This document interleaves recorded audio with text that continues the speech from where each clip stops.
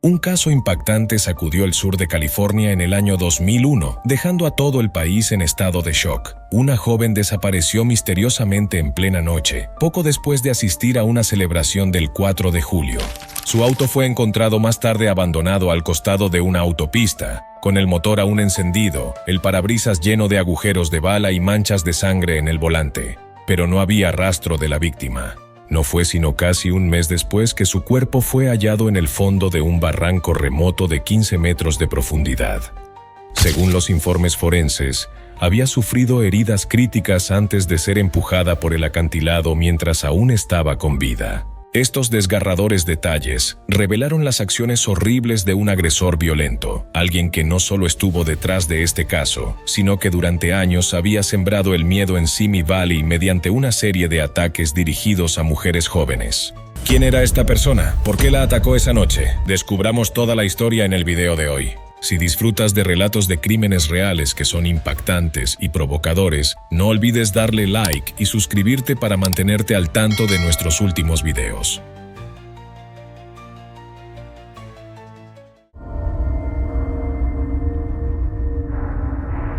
Todo comenzó en las primeras horas del 5 de julio de 2001, en un tramo tranquilo de una autopista en el sur de California, Estados Unidos.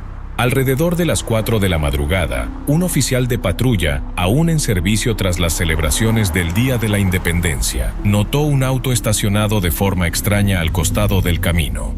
El vehículo parecía haberse detenido bruscamente, con la parte delantera ligeramente inclinada hacia el arcén, tocando parcialmente un divisor de concreto. Lo que llamó la atención del oficial fue que el motor seguía encendido. Los limpiaparabrisas estaban activados, pero el auto estaba completamente vacío. Al principio parecía un incidente de tráfico menor. Tal vez la conductora había salido de una fiesta, se había desorientado y se alejó caminando. Pero a los pocos minutos de inspección, esa teoría se vino abajo. El exterior del auto tenía 6 agujeros de bala visibles.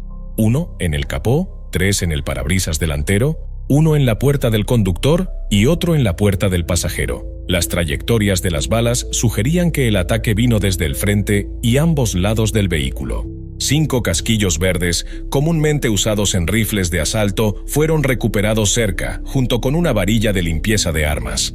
Esto llevó a los oficiales a creer que no fue un acto aleatorio. Mostraba signos de planificación e intención. A medida que profundizaban, la gravedad de la situación se volvió innegable. Se encontraron manchas de sangre en el volante y en el asiento del conductor, lo que indicaba que la persona dentro probablemente había sufrido heridas graves antes de ser retirada. Un bolso colocado en el asiento del pasajero también tenía sangre. En su interior había pertenencias personales, incluido un teléfono móvil. Cerca se hallaron unas sandalias de mujer, una dentro del auto y la otra justo afuera, cerca del borde de la carretera, lo que sugería una lucha repentina y caótica.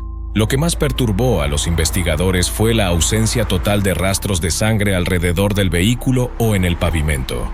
Esto planteó una posibilidad escalofriante. La víctima podría haber sido trasladada a otro vehículo después del ataque.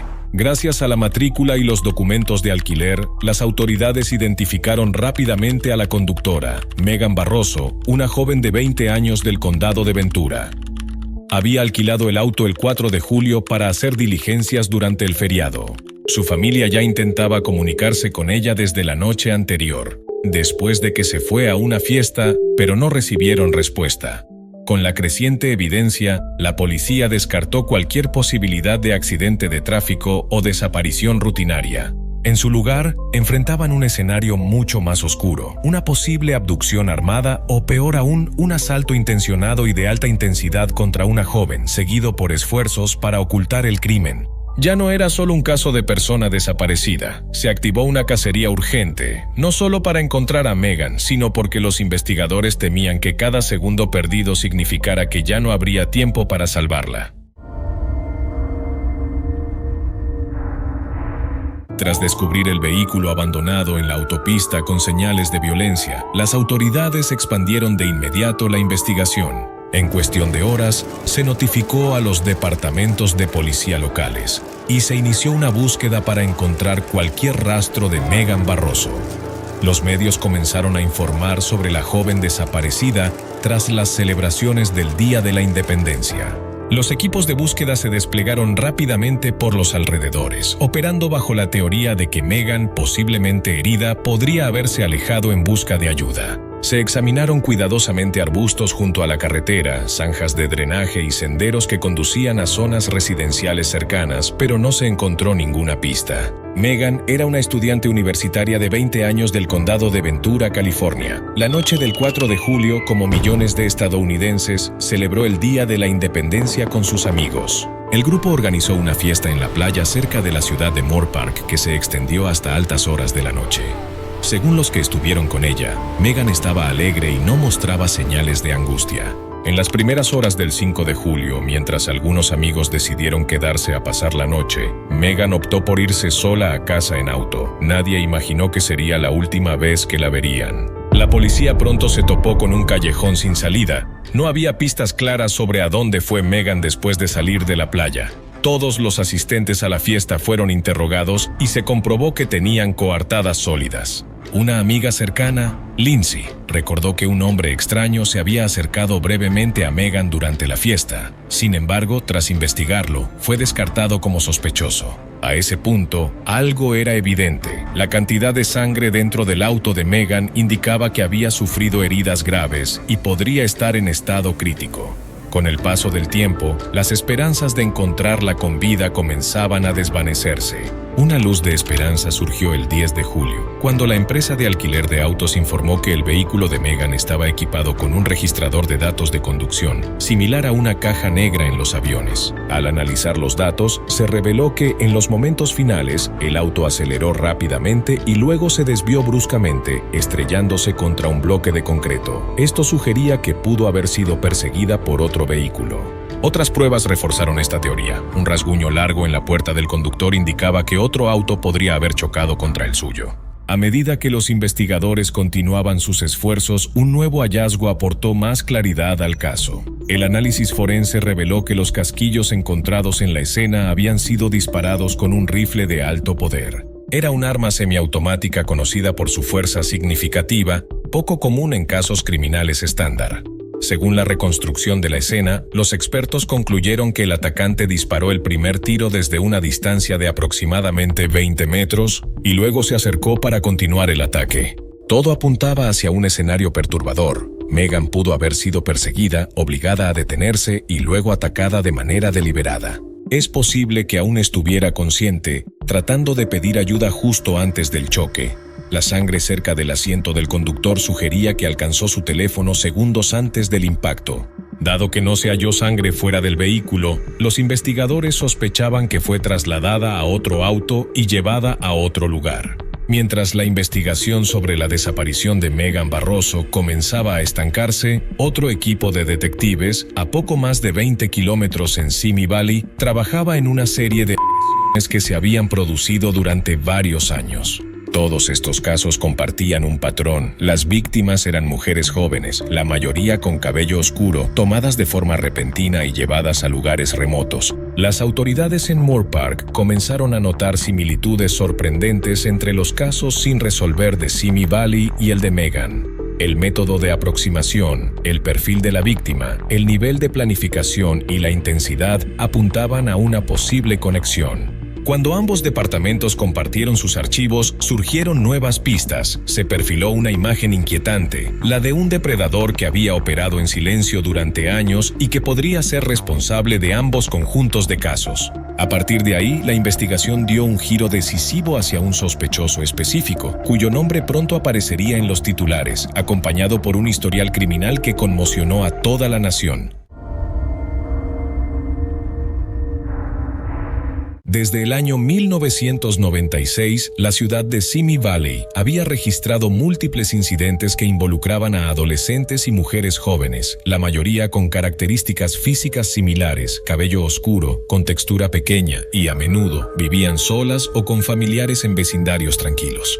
El agresor siempre atacaba de noche, irrumpiendo en casas sin ser detectado y dejando muy pocas pruebas, lo que hacía extremadamente difícil identificarlo o rastrearlo. En julio de 2001, justo cuando la policía de Moorpark compartía información con las autoridades de Simi Valley, ocurrió una coincidencia inesperada. El 26 de julio, los oficiales recibieron un informe sobre un robo residencial. El sospechoso era un hombre llamado Vincent Sánchez. En el momento de su detención y registro inicial, la policía no tenía razón para sospechar que este hombre estaba conectado con el caso de Megan Barroso. Sin embargo, fueron las propias acciones de Vincent poco después las que dieron un giro total a la investigación. Mientras estaba bajo custodia, Vincent llamó a su compañero de cuarto y le pidió que se deshiciera de una bolsa llena de objetos personales, supuestamente para evitar problemas. Sin embargo, al abrir la bolsa, el compañero descubrió material perturbador. Dentro había cintas de video que mostraban a Vincent agrediendo físicamente y dañando a varias mujeres jóvenes. Impactado y horrorizado, el compañero entregó todo de inmediato a las autoridades.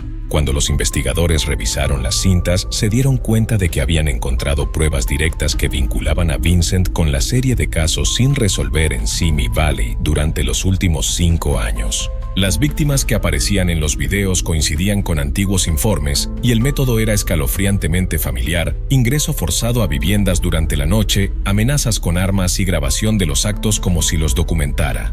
A partir de ese momento, Vincent Sánchez se convirtió en el principal sospechoso en el caso de Megan Barroso. Un detalle crucial lo vinculó aún más con el crimen. Su compañero de cuarto reveló que Vincent le había pedido prestado su rifle semanas antes y nunca lo devolvió. Cuando recuperaron el arma, la policía notó que le faltaba una varilla de limpieza, del mismo tipo que se halló en la escena del auto de Megan. Las pruebas balísticas mostraron que los casquillos encontrados en el lugar coincidían con el tipo de munición usado con ese rifle. Las autoridades obtuvieron rápidamente una orden de registro para la residencia de Vincent y su camioneta personal. Afuera de su casa, en un bote de basura, descubrieron una chaqueta verde con forro naranja. Esa chaqueta coincidía con la descripción de lo que Megan llevaba puesto la mañana del 5 de julio. Incluso tenía un pequeño agujero que parecía ser causado por una bala. Dentro de la camioneta de Vincent, tanto en el asiento del pasajero como en la parte trasera, los investigadores encontraron múltiples rastros de sangre. El análisis de ADN confirmó que era sangre de Megan Barroso.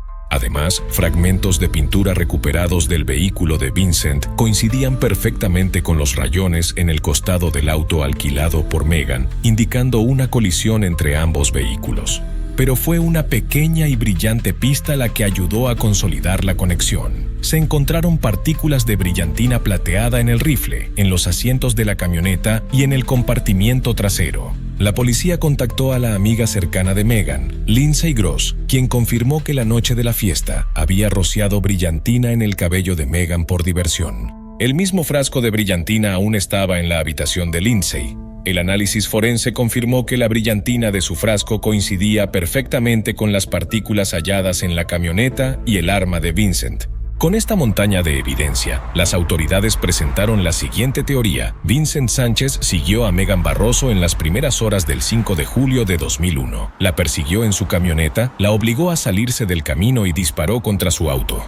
Luego la sacó por la fuerza y la colocó en su propio vehículo.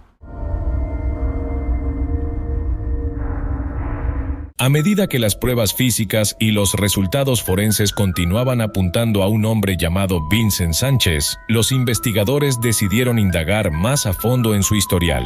Lo que descubrieron fue escalofriante. No era la primera vez que Vincent mostraba señales de comportamiento peligroso, sino la culminación de un patrón preocupante que se había extendido durante 5 años. En ese momento, Vincent Sánchez, de 31 años, era un ex carpintero que vivía en Simi Valley, California. En su juventud, abandonó la escuela y pasó gran parte de su adultez viviendo en un estado de inestabilidad. En sus 20s, estuvo involucrado en una relación conflictiva con una joven y ambos enfrentaron problemas legales relacionados con la custodia de un hijo. Tras cumplir casi 2 años bajo custodia por conducta inapropiada, regresó a Simi Valley y empezó a trabajar en el sector de la construcción. Pero después de una lesión laboral a fines de 1995, que resultó en una considerable indemnización, Vincent dejó de trabajar y comenzó a aislarse socialmente. Posteriormente entabló una relación con una mujer mayor, madre soltera de 4 hijos, pero esa relación también se volvió problemática. Según su testimonio, Vincent mostraba comportamientos controladores y excesivamente celosos e incluso llegó a seguirla sin su consentimiento. En una ocasión, supuestamente apareció afuera de su casa por la noche, sosteniendo un objeto preocupante, lo que llevó a la mujer a solicitar una orden de restricción ante la corte. En enero del año 2000, tras un periodo de angustia emocional, Vincent fue internado en un centro médico por casi 3 semanas. Su medio hermano, quien por mucho tiempo intentó apoyarlo, una vez encontró objetos preocupantes dentro del auto de Vincent, incluyendo una máscara, guantes y varias pertenencias femeninas, aunque en ese momento no estaba claro si estaban relacionados con algún delito. Según los fiscales durante su juicio, entre septiembre de 1996 y julio de 2001, Vincent estuvo implicado en al menos 15 incidentes de ingreso ilegal y agresiones físicas dirigidas a mujeres jóvenes, usualmente durante la noche. Estos incidentes generaron miedo y tensión en toda la comunidad de Simi Valley por años. El patrón era consistente. Las víctimas eran abordadas tarde en la noche, a menudo a través de ventanas o puertas corredizas, y a veces eran amenazadas para mantenerlas bajo control. Algunos de los ataques fueron lo suficientemente graves como para causar heridas, mientras que en otros casos, las mujeres lograron defenderse y obligar al sospechoso a huir. Vincent era conocido por usar una máscara y guantes, y a menudo se llevaba pequeños objetos personales de la escena, como joyas o accesorios, quizás como forma de guardar trofeos. Las cintas de video recuperadas de la bolsa que Vincent había pedido a su compañero que desechara se convirtieron en pruebas irrefutables. Las grabaciones mostraban a un hombre con el rostro cubierto, aparentemente grabando sus propias acciones mientras confrontaba a las víctimas. Las imágenes coincidían con los testimonios de víctimas de reportes anteriores y ofrecían una sólida base legal para presentar cargos. Los investigadores también encontraron fotografías de víctimas con los rostros ocultos, lo que sugería que los actos no eran impulsivos, sino parte de un patrón deliberado y premeditado de conducta. Más tarde, un gran jurado recopiló más de 1,100 páginas de testimonios, revelando un panorama completo de las actividades de Vincent a lo largo de los años. La evidencia no solo mostró la alarmante escalada de su comportamiento, sino que también ayudó a explicar por qué el caso de Megan Barroso terminó de forma tan trágica. El 4 de julio de 2001, solo unas horas antes de la desaparición de Megan, los vecinos recordaron haber visto a Vincent bebiendo cerveza tranquilamente en su porche con su hermano y algunos amigos.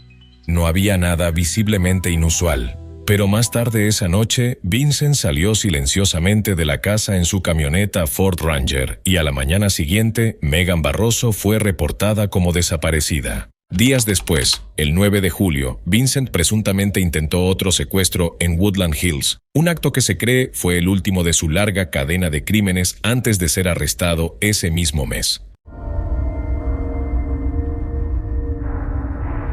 Mientras la búsqueda de Megan Barroso se prolongaba sin resultados, ocurrió un gran avance el 3 de agosto. Los equipos de rescate encontraron un cuerpo en un barranco profundo, a aproximadamente 15 metros de profundidad, en la zona de Black Canyon, a unos 24 kilómetros del lugar donde Megan fue vista por última vez. El cuerpo se encontraba en un avanzado estado de descomposición, habiendo estado expuesto a los elementos durante un largo periodo. Solo quedaban fragmentos de ropa y había indicios de que la persona pudo haber estado atada.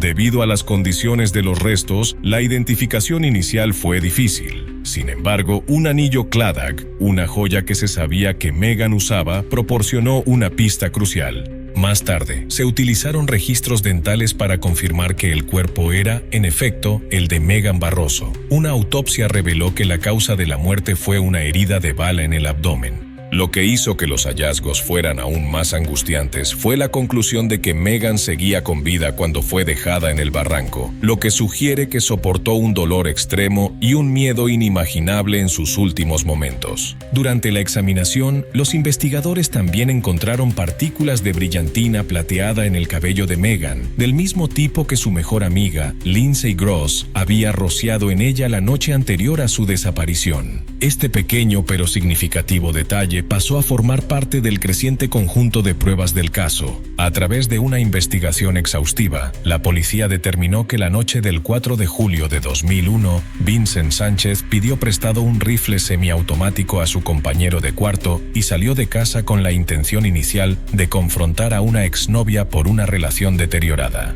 Sin embargo, en las primeras horas del 5 de julio se cruzó con el vehículo de Megan en la autopista. Al ver una oportunidad, Vincent comenzó a seguirla a distancia en su camioneta. Cuando se presentó el momento, aceleró, bloqueó su camino y disparó múltiples veces contra su vehículo, impactando tanto las ventanas como las puertas. Luego, sacó a Megan por la fuerza de su auto y la llevó en su propio vehículo.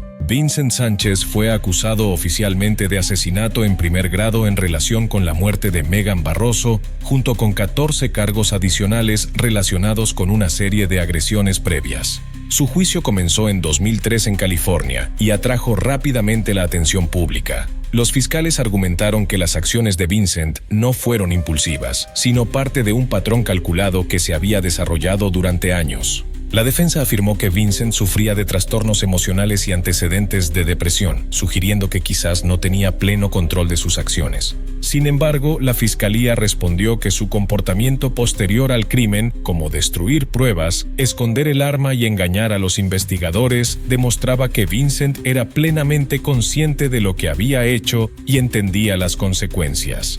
Tras varias semanas de intenso debate en la corte, el jurado declaró culpable a Vincent Sánchez de todos los cargos. El 29 de julio de 2003 fue condenado por asesinato con circunstancias especiales y recibió la pena máxima, la pena de muerte. Sin embargo, en 2006, las ejecuciones en California fueron suspendidas por orden judicial y como resultado, Vincent fue librado de la ejecución. En su lugar, pasará el resto de su vida en prisión sin posibilidad de libertad condicional. Así concluye la historia de una joven que fue dejada para morir al fondo de un barranco de 15 metros mientras aún luchaba por su vida.